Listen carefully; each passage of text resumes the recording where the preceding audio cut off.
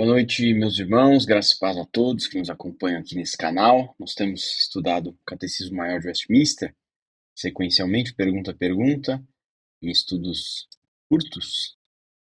E hoje nós estudaremos a pergunta 67, Catecismo Maior.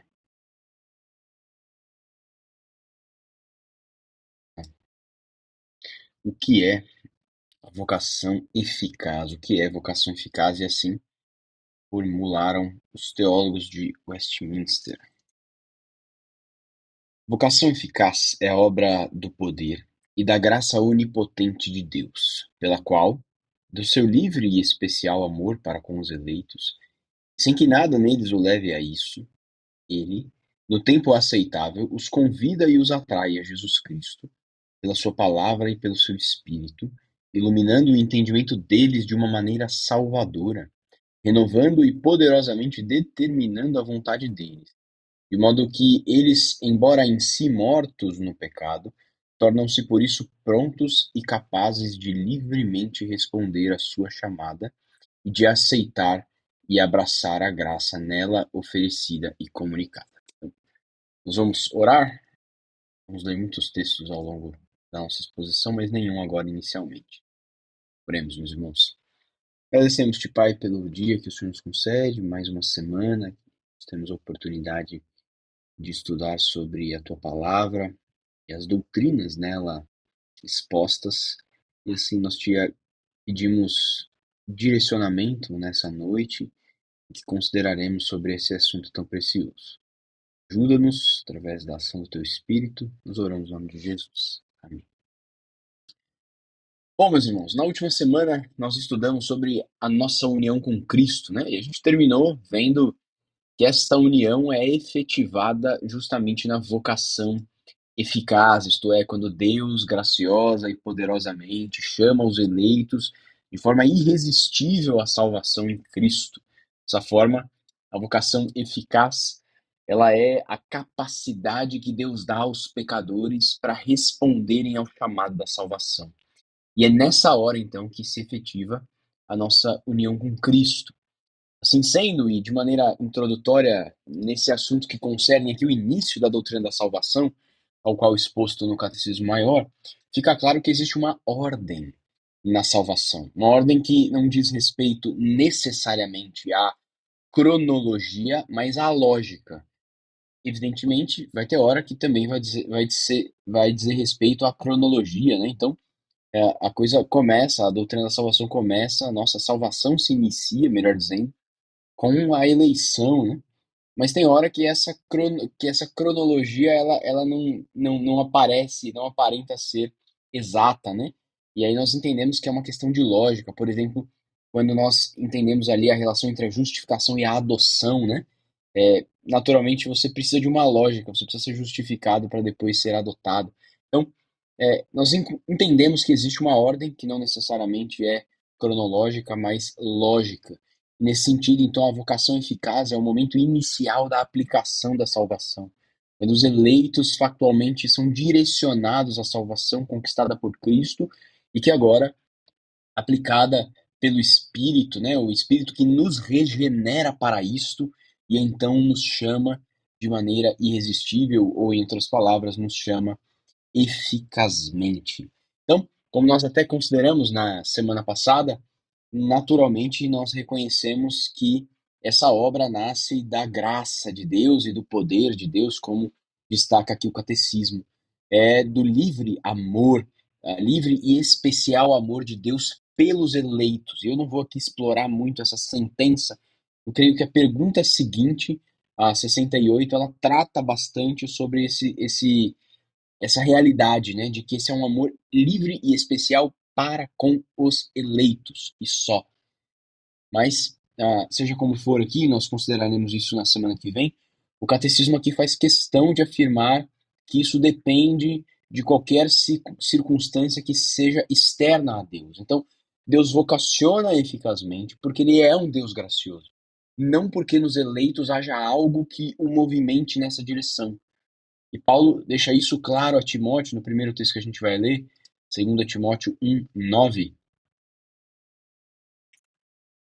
8 e 9. Deus diz assim: não te envergonhes, portanto, deixa eu ver se tá aparecendo. Tá, né? Assim. Não te envergonhes, portanto, do testemunho de nosso Senhor, nem do seu encarcerado, que sou eu. Pelo contrário, participa comigo dos sofrimentos a favor do Evangelho, segundo o poder de Deus, que nos salvou e nos chamou com santa vocação, não segundo as nossas obras, mas conforme a sua própria determinação e graça, que nos foi dada em Cristo Jesus, antes dos tempos eternos, e ele diz, manifestada agora, pelo aparecimento do Senhor Jesus Cristo. Então, além de. Então, aqui, esse texto mostra justamente esse aspecto, né, de que a vocação ela não depende de nós, mas da graça de Deus. Mas, além de graciosa, o Catecismo também destaca que esta é uma obra possível, porque Deus é poderoso para isso, né? Efésios 1, capítulo 1, versos 18 a 20, deixam isso claro. O texto diz: iluminados os olhos do vosso coração, para saberdes qual é a esperança do seu chamamento, qual a riqueza da glória da sua herança dos santos, e qual a suprema grandeza do seu poder para com os que cremos, segundo a eficácia da força do seu poder, o qual exerceu ele em Cristo, ressuscitando-o dentre os mortos e fazendo assentar à sua direita nos lugares celestiais. Então, o poder de Deus é o que garante a eficácia dessa obra. Nós sabemos e podemos dizer com certeza que aqueles que Deus chamar e habilitar a responder em fé, assim o farão. É a confiança que faz com que Paulo diga aos Tessalonicenses, na primeira carta, capítulo 5, verso 24, fiel é o que vos chama, o qual também o fará. E também escrevendo aos Coríntios, ele demonstra e ratifica esse fato acerca da eficácia do chamado, lá em 1 Coríntios 1, versos 22 até o 24. Ele diz: porque tanto os judeus pedem sinais, como gregos buscam sabedoria. Mas nós pregamos a Cristo crucificado, escândalo para os judeus, loucura para os gentios. Mas para os que foram chamados, tanto judeus como gregos, pregamos a Cristo, poder de Deus e sabedoria de Deus. Então Paulo prega o mesmo Cristo crucificado a todos, e soa como loucura para alguns, mas aos chamados, isso é o poder de Deus. Então existe uma clara distinção entre a pregação. E quando então acontece, né, nós já vimos aqui a origem da vocação eficaz é o poder e a graça de Deus. Mas quando? Qual que é o tempo da vocação? Quando que isso acontece? Um detalhe curioso do catecismo é a descrição de que ela acontece no tempo aceitável. Então é segundo a vontade e o decreto de Deus. De novo, Paulo aos Coríntios, agora na segunda carta, capítulo 6, verso 2, Deus diz assim: porque ele diz: eu te ouvi no tempo da oportunidade e te socorri no dia da salvação. Eis agora o tempo sobremodo oportuno, eis agora o dia da salvação. Então é um tempo específico. Isso quer dizer que para cada um há um tempo específico em que Deus trará aquele eleito à fé. E a Escritura nos dá muitos exemplos destes tempos distintos, né? João Batista foi chamado ainda no ventre, o ladrão da cruz, na iminência da sua morte.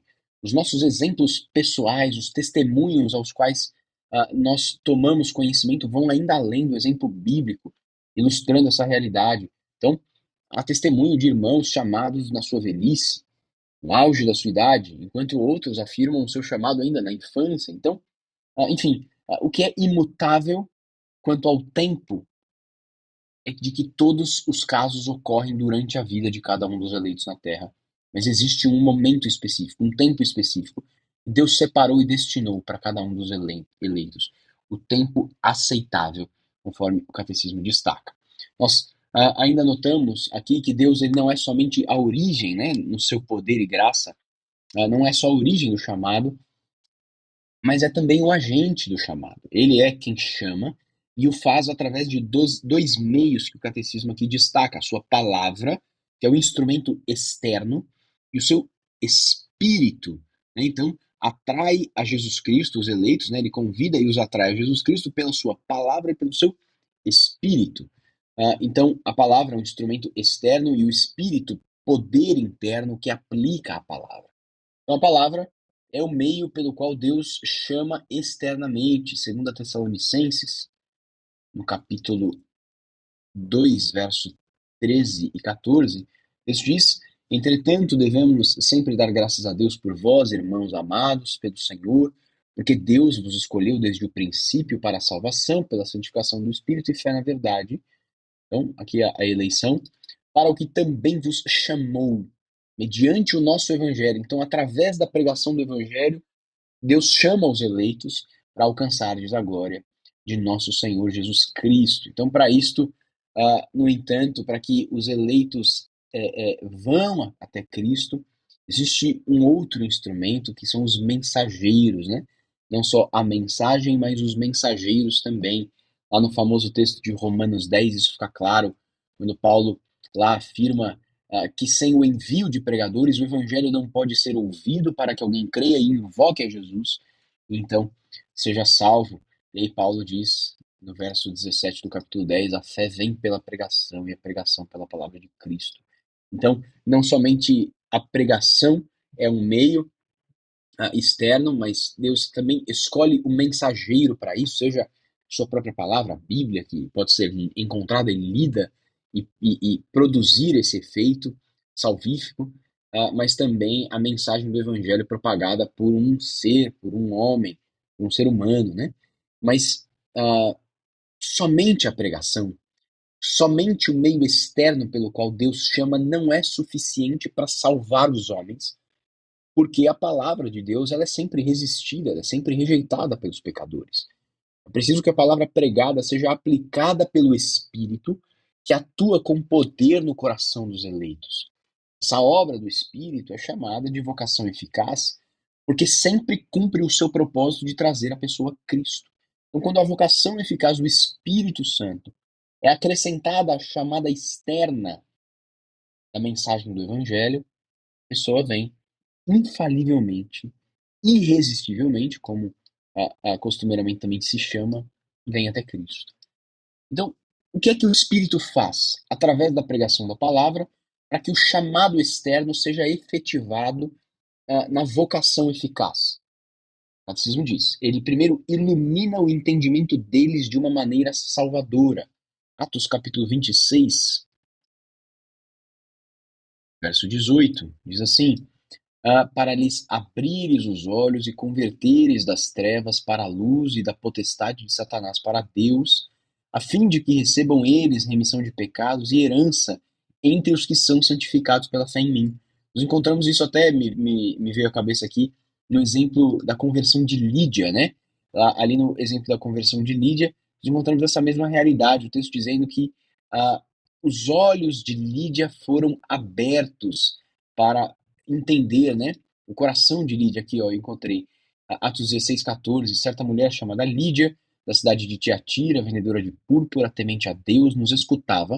O Senhor lhe abriu o coração para atender as coisas que Paulo dizia. Então, Paulo pregava, né, a chamada externa, a pregação do evangelho acontecia, mas Lídia só foi de fato vocacionada eficazmente para a salvação, ou seja, habilitada para ser salva, digamos assim, quando o Senhor, através da obra do Espírito, lhe abriu o coração.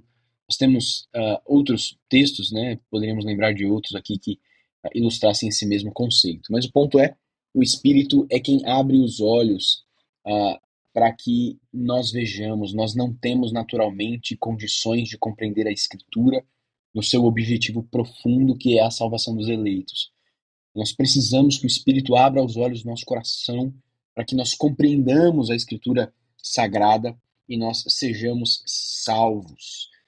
Mas o Catecismo também diz que o Espírito, aliás, aqui no próximo slide, né, ele renova e determina poderosamente a vontade dos eleitos. Aquele texto de Ezequiel, capítulo 11, verso 19, o profeta diz assim: dar-lhes-ei um só coração, espírito novo porei dentro deles, tirarei da sua carne o coração de pedra e lhe darei coração de carne.